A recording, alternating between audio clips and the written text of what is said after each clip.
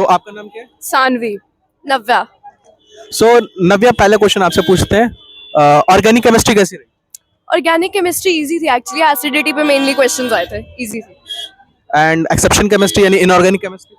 Inorganic chemistry से मैंने तो ऐसे थे, एक ही क्वेश्चन आया था वो बोरॉन वाला, आई थिंक ज्यादा इनऑर्गेनिक की वेटेज नहीं थी, ऑर्गेनिक में ज्यादा अच्छे क्वेश्चन आए थे, इनऑर्गेनिक कम ही आई थी।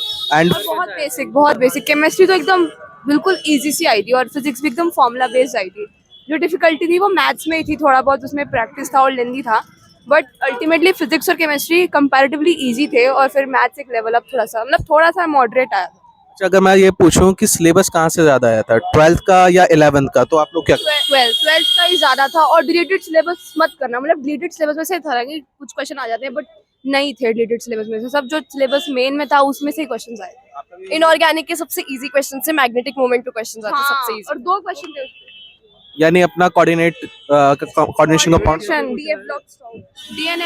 डीएनएफ ब्लॉक और थर्मोडायनेमिक्स भी आई थी, फिजिक्स में भी आई थी, केमिस्ट्री में भी आई थी, एटम्स भी आए थे, और इजी पेपर था। फिजिकल केमिस्ट्री की अगर मैं बात करूं तो फिजिकल केमिस्ट्री ज्यादातर इंटीजर बेस में पूछा गया या फिजिकल केमिस्ट्री का एक क्वेश्चन मैंने मोल कंसेप्ट से देखा था, जो बहुत ही मतलब एक लाइन में सॉल्व हो रहा था, तो वो इंटीजर टाइप में ही था।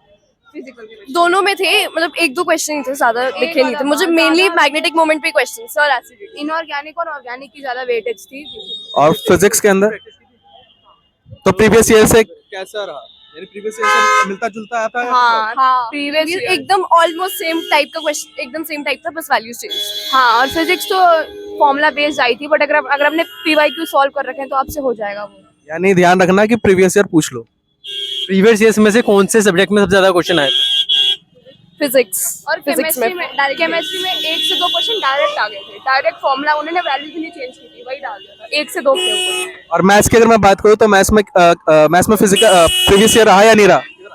मैथ्स थोड़ी मेरी वीक है, तो मैथ्स में 8-10 क्वेश्चन कर लिए थे मैथ्स में, इजी थी थोड़ी, मतलब कंपैरेटिवली मुझे इजी लगी, एक्चुअली फिजिक्स से इजी मुझे लगी मैथ्स। एक्चुअली मैथ्स मेरे को ज्यादा एसेट में पढ़ के नहीं गई थी, 12th की पढ़ गई थी, 11th की मैंने एसेट की नहीं थी, तो मैंने मतलब कम ही क्वेश्चन किया मैथ्स में, बट कंपैरेटिवली फिजिक्स केमिस्ट्री में पूरी 11th 12th की कर गई थी, तो वो ज्यादा अच्छा था।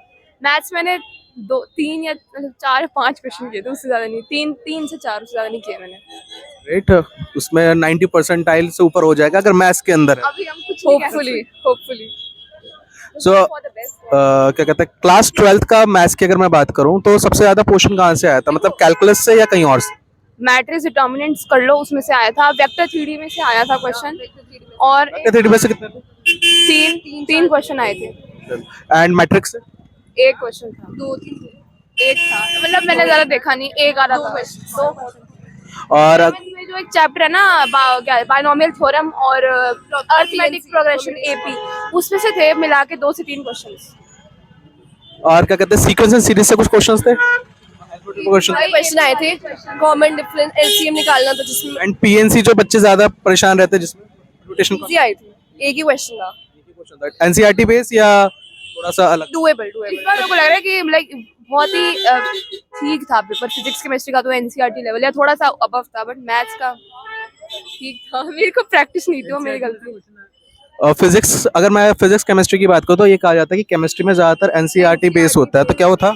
हाँ, एनसीईआरटी बेस्ड है पूरा, chemistry direct NCERT based. Physics में भी है केमिस्ट्री? केमिस्ट्री मोस्टली केमिस्ट्री में, यानी फिजिक्स में डायरेक्ट बेस थे, ऑर्गेनिक में भी थे, एकदम लूकस रिएजेंट से क्वेश्चन आया था, एकदम डायरेक्ट थे। ऑर्गेनिक में ऐसे बोला जाता है कि 12 क्वेश्चन आते हैं टोटल, बट इस बार मतलब कम आए थे, आई थिंक 6 आए थे, 5। ऑर्गेनिक में क्वेश्चंस कम आए थे, जो मेनली प्रॉब्लम होती है लोगों को कन्वर्जन्स में, वो आई ही नहीं थी, बट ऑर्गेनिक से मुझे एक्सपेक्टेड था कि ज्यादा क्वेश्चन आएंगे, क्योंकि वो कंपैरेटिवली अच्छी लगती है। और जो नेम रिएक्शन होते हैं वो सारे? नेम रिएक्शन तो एक भी नहीं आया, नहीं, बस वही पेरोक्साइड, यही तो मैं एक्सपेक्ट करी थी कि ऑर्गेनिक में जो यानी पेरोक्साइड मतलब वही आ गया आपका बेंजोइल पेरोक्साइड पे जो एचबीआर का होता है, एंटी मार्कोनिकॉफ। एंटी मार्क बस वही। तीनों सब्जेक्ट में इजी एंड हार्ड कौन सा रहा? फिजिक्स केमिस्ट्री इजी थे, मैथ्स मेरे लिए हार्ड था, मेरे लिए केमिस्ट्री, फिर मैथ्स, फिर फिजिक्स, इजी टू हार्डेस्ट। अब सेकंड अटेम्प्ट में बस मैथ्स करके जाऊँ, क्योंकि वो मेरी प्रिपेयर्ड ही नहीं है, मुझे फिजिक्स करनी है बस। बेसिकली जिसको सीबीएसई लेवल आता है वो आराम से अच्छी परसेंटाइल ले आता है। मैंने सीबीएसई का पेपर दिया, इजी था। आप लोग कितना एम करो किस परसेंटाइल पे आ जाएगा? इसमें तो नहीं कर रही, अप्रैल में तो आ ही जाएगा, अगर पहले बोलना गलत ही रहेगा, तो ऐसे मैं कुछ बोलना नहीं चाहूंगी। पहले बोलना तो गलत रहेगा 99.2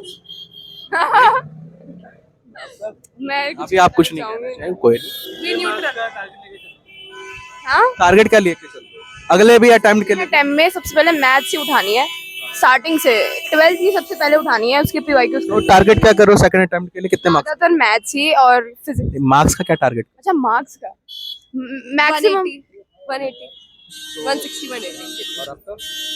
इतना ही रहेगा 180 ओके, मैं आपसे एक बार करेक्शन करना चाहूंगा। अगर आप सेकंड अटेम्प्ट के लिए कर रहे हैं तो आपको टारगेट करना चाहिए, दैट इज कंपटीशन हाई रहेगा 195 प्लस फॉर 99%। अच्छा 195 प्लस इसकी ऑलरेडी मैंने वीडियो डाल रखी है कॉलेज ऑप्शन पे, कॉलेज ऑप्शन तो आप वहाँ पे देख सकते कॉलेज ऑप्शन हैं। So have a nice day.